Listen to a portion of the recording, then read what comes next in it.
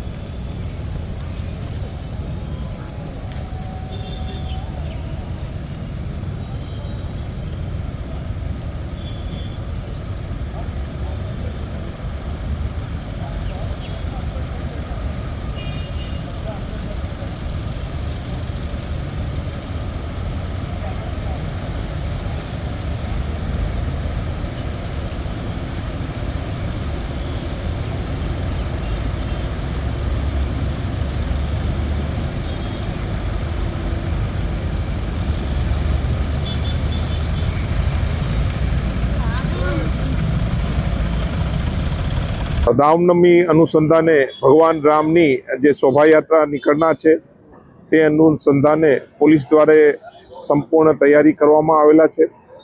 આ શોભાયાત્રામાં ભગવાન રામના રથ સાથે પોલીસ ડિપ્લોય કરવામાં આવેલા છે.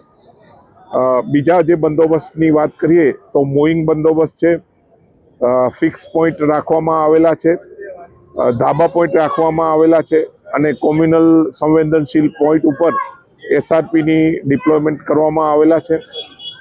આશરે 200 જેટલી પોલીસ જે છે આ બંદોબસ્તમાં તથા 300 જેટલી જે છે જીઆરડી ને હોમગાર્ડ ટ્રાફિક બ્રિગેડને ડિપ્લોય કરવામાં આવેલા છે.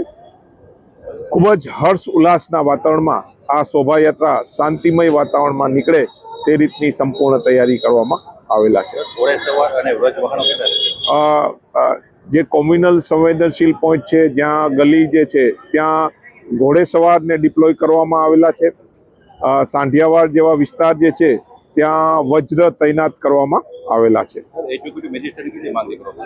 6 જેટલા એક્ઝિક્યુટિવ મેજિસ્ટ્રેટને આ જે બંદોબસ્તમાં પોલીસ સાથે ડિપ્લોય કરવામાં આવેલા છે.